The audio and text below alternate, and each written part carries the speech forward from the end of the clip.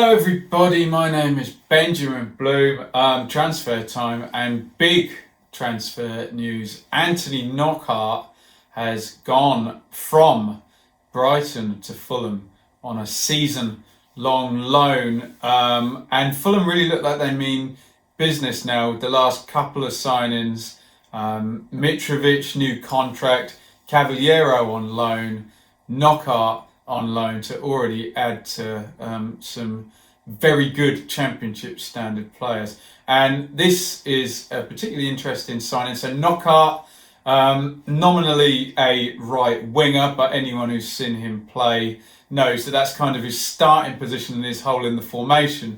But he will drift and he will dribble and can do damage from any number of places on the pitch, wherever his kind of French Gallic flair takes him, so to speak. I think before we go through the career, he's known for a couple of things. One is missing that famous penalty in the playoff semi-final when Leicester played Watford, and he misses the penalty and then Troy Deeney goes up the end. But the other really is the 16-17 season where Brighton finished second and he's basically the best player in the championship that season. That was obviously sort of 3 years ago, depending on how you add it up, 3 seasons ago.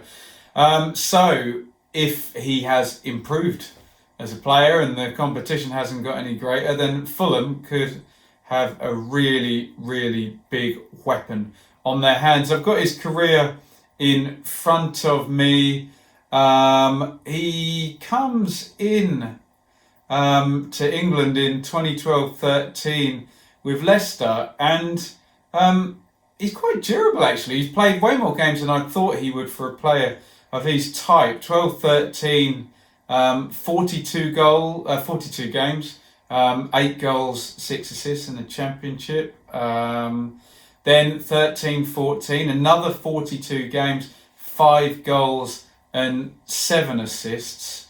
14-15, Leicester in the Premier League now, 9 games there. Maybe he's fallen into the in-between, who knows.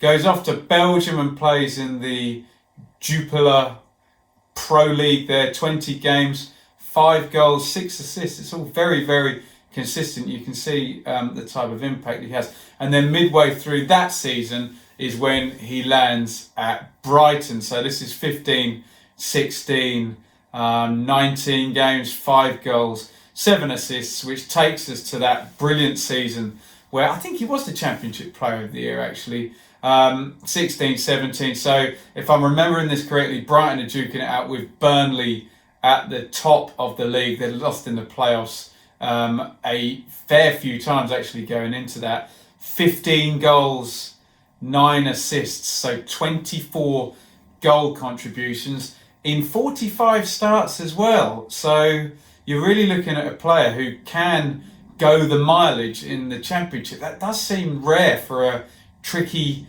wide player, possibly number 10, to be able to do that much. Now, what interests me particularly from a Brighton point of view is that Premier League 17-18, 33 appearances, only 3 goals, 1 assist. That possibly reflects Brighton's status in the Premier League and kind of Chris Hughton's style as a manager.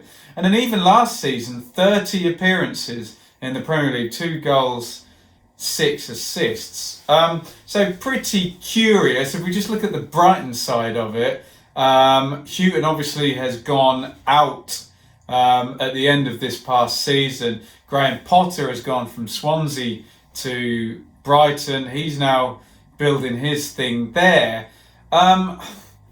He clearly doesn't fancy Knockaert because he hasn't even got a fee for him. We'll talk about that because the deal does say a season-long loan with a view to a permanent transfer, which means there's normally a fee agreed in those instances, and they get an option after a year, and if they want to take him, they can. I'm pulling that out of the air. I'm just reading into that from the whole with a view to a permanent transfer.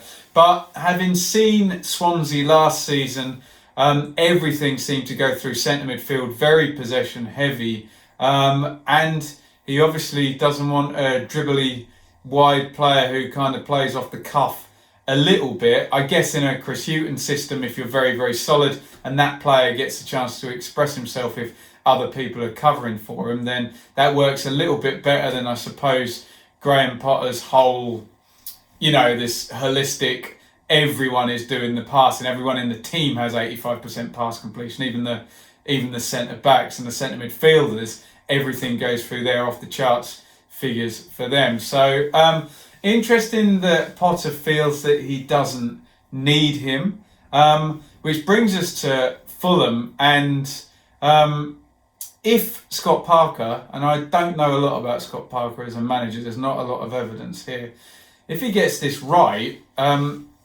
this could be a really fearsome team in respects of players that we know have just got proven championship quality. So you're taking a player who was in 16-17 acknowledged as, as the guy in the championship, the creative player. I know Glenn Murray got all the goals for Brighton. You're now adding him into a team full of players that got promoted 2 seasons before, with a striker who's proven a machine in the championship, Mitrovic. They've added Cavaliero, so that's another player who has a promotion even more recently, obviously 17-18 with Wolves. And you're then possibly looking at, again, I don't know what system Parker will play. I don't know him well enough as a manager. But if you're going in some kind of 4-3-3, which is what Jokanovic did, and you've got Mitrovic with Cavaliero. I mean, I know they're nominally both right-sided, but hey, in that sort of system, you can invert either of those players and they'll be fine over on the left. But a front three then of Mitrovic, Knockaert and Cavaliero looks absolutely fearsome. And we know that's never too far from a 4-2-3-1 if you play an attacking midfielder and drop them back in behind the forward as well. It looks fearsome. And when you look that arguably Tom Kearney in the season Fulham went up in the playoffs was possibly, I know Neves was there with Wolves, obviously Cavaliero, one of the top 3 best players in the league. Then in terms of Knockaert, Kearney, Mitrovic, Cavaliero, before I've even mentioned Ryan Sessegnon, who may or may not stay there, that looks a pretty fearsome bit of recruitment. I was in my roundup videos praising Bristol City and what they'd done, and Brentford what they had done, but now in terms of just outright star power, Fulham looking pretty scary. Very interested to know what people think. I believe this is the most proven championship player that's actually come into the league in this close season. If I'm forgetting someone, let me know in the comments. I would love to know, if you're a Brighton fan, why he's not hanging around. No fee, even in the first instance. Surely keeping a guy who'd made 63 Premier League appearances in 2 seasons around while you're a new manager would be a good thing. So if any Brighton fans got any insight on that, is it just Graham Potter and his philosophy and Knockaert doesn't fit and he knows that already and bye-bye, then so be it. But I can't really see a downside to keeping him there. But what do people think of this Fulham recruitment now? It's not heavy on fees because they're both loan deals. I know, unless you can show me the deal paper in front of me, there may be loan fees or kickbacks or promotion bonuses that go back. I don't know, nobody knows, but they're certainly not throwing the millions and millions that they spent when they were up in the Premier League. So it looks like a good recruitment on Fulham's part. A lot of these transfers, we've said, it works all round. I don't know how well it works for Brighton, but again, we'll see when Graham Potter gets his team going there. But how are people feeling? Let me know in the comments now about Fulham, and a team, as I say, if we start to list off names here, even people like Mawson, who are not going to find it difficult to play in the Championship if Parker can get the pattern of play right.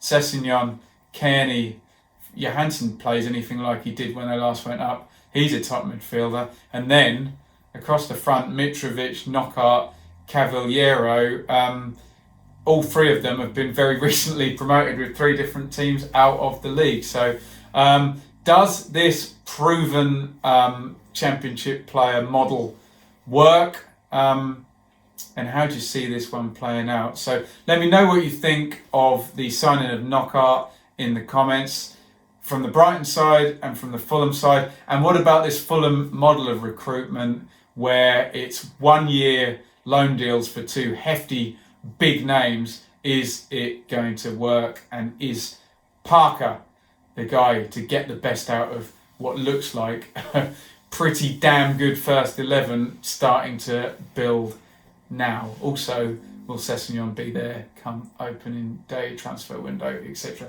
Let me know what you think in the comments. Any ideas for videos, get them in, but we are very, very close to the season starting and the grind and the reviews and the previews and all of the live streams all beginning. So get the ideas in nice and quickly. Thank you for watching. Follow me on Twitter at Benjamin Bloom. And as always, hit that subscribe button and hit the bell for very, very regular Championship content. Over and out.